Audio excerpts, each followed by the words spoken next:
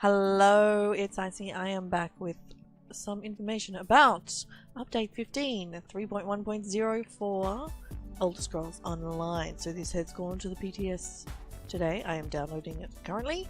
So I don't always do patch note things, so the reason I wanted to do this is a couple of, just to give you a brief overview, but to quite specifically say the new houses are not in this particular PTS yet. That will be next week, so there won't be any housing updates on here for the next week or so. I will be jumping in to check to see if any of the new furniture is available to look at, but yes, so expect to see new houses next week, not this week after they release the 3.1.1 update. So there are lots of changes and there's quite a lot of interesting things. So we've got the 2 new dungeons, new collectibles within the dungeons, new furnishings within the dungeons, so the monster helms. Now it does talk about possibly there might be some other furnishings other than the monster, the busts. It's a bit vague the way it's described, so I couldn't necessarily say for sure, so we'll see what happens later. We have 6 new armor sets. I will link to the PTS in the description so you can take a look at this yourself. These are not yet on the PTS template characters. You'd have to go and farm for these, and they're in a dungeon, so I'll just wait until next time. But it's very polite of them to give this description. So we have a new dye, which, you know, that actually sounds good. Like, I love a dark red, a wine color dye. Maybe we'll have to do the dungeons if only to get those. So new battleground mode, new battleground map, which requires Morrowind but not Imperial City, even though it uses the Imperial City styles, so that's okay. 3 new motifs as well. So there's the Lalu, Redoran and Telvanni motifs are now craftable. You can get this style items from pickpocketing, safe boxes and looting thieves' troves. So yes, that's something else. So another reason to be mean to the people of Vardenfell. So now there was another couple of interesting ones in here. So furniture that you're buying in a guild store, it can now be previewed, which is fantastic. So you can look at, is that Hlalu lamp something I'm interested in? Which is a point, because the Hlalu stationary lamp and mobile lamps have been renamed to dress lamps. So if you're wondering where they went, that's what happened there. There are new monster helms as well, 2 of them. One of them looks particularly interesting for healers. So yes, new player-owned homes are inaccessible yet. Now we had a couple of interesting ones here. A bunch of clipping things, a bunch of people talking the right way. So if you're using, this is quite interesting for me personally, if you're using from the wrong side, I suppose you'd say, cutting dive or subterraneous assault in PvP or against monsters, I guess, they can't be silenced anymore. So that means negate doesn't work on the Scorch morph or the Dive morph anymore. So that'll be interesting. That's quite specific for me. In general, I'm not really going to be talking about the armor sets or how they work. Lots of other people have a much better focus on theory crafting, so do check out various other bits and pieces, sites around to see what if you're looking to change your armor around. Let's see the other thing in here. So there's a number of a number of housing tidy-ups. Some things have been renamed, some things have been, bugs have been fixed, that sort of thing.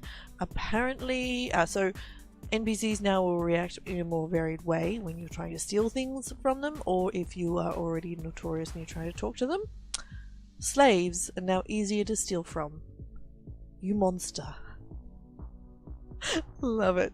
It's very good. Nobles are more difficult to steal from. Many mages are now on the alert for thieves. But, as earlier, you can now get different things from pickpocketing from them. And also there are more housing related items, apparently, that you can pickpocket from people from thieving. So it is, like, honestly, like they said for the Morrowind update that there were more pickpocketing items that could be stolen, and I did some pretty serious pickpocketing and I didn't find any. So maybe that was bugged and maybe it's actually only going to work now. So I will be doing more pickpocketing, and then we'll see how we go, basically. Now, is that it? That might be it. There is a whole heap of quest fixes. There are a whole heap of oh, this is quite interesting. So the Telvar jewelry lockbox merchants now sell rings and necklaces gold, 100,000 Telvar, and they're always champion point 160. So if you're looking for a particular gold ring, maybe check that out. That's a lot of Telvar though. So now, oh, and apparently Vivek's underwear is the same colour as his loincloth, for those of you who have checked. I didn't know this. Obviously, some of you out there had actually gone in and checked that. Good on you. Good job. And apparently certain servants in Hughes Bane were carrying items associated with addicts, and they've kicked the habit and they no longer carry those items. So I had heard that you could get skooma pipes from pickpocketing servants, but I didn't know it was specific servants. So hey, still gonna, I don't know. This is the PTS update. Does that mean if we pop off and use Bane and start pickpocketing servants now, that might give us a chance to pick up some of them? Might actually. Maybe that's what I'll do with my time until the houses come out on the PTS and I can take a look at them. So, I would recommend that you have a look through all of it. There are Munda Stone changes, as you can see here. There are changes to armor types and sets. Sharpened is no longer as effective, but if you switch to the Lava Stone, you basically get your penetration up to the same level as it was before. So do pay attention to these if you're really min-maxing. And yeah, that's probably about it. So there's some changes. There's not a lot of changes to armor type, armor skills, weapon skills. There's not a lot of changes to those, so that's fairly standard. And here are, yeah, adjusted the balances and values for most weapon traits. So it is definitely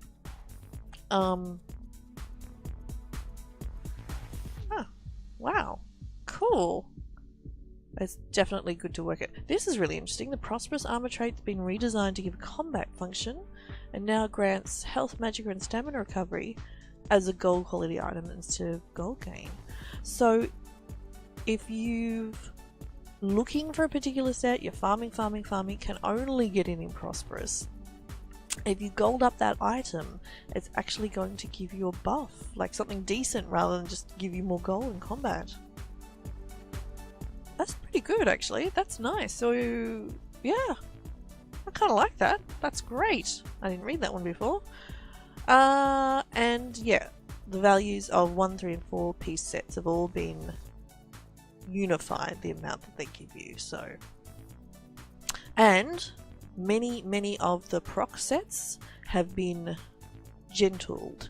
So if you are reliant on a proccing set, do take a read of these and make sure and find out basically what your set has changed to. So let me know what you think in the comments below. Are you affected in a good way or a bad way by any of these changes in that will be coming to the PTS? Is there anything you want me to check specifically? Let me know below. Yeah, I'm very excited to see the new houses, but that will have to wait another week or so. So please do give us a thumbs up if you liked this video. Please do subscribe for more Elder Scrolls content, Shadow of the Reach, and I will talk to you next time. Thanks for watching. Bye.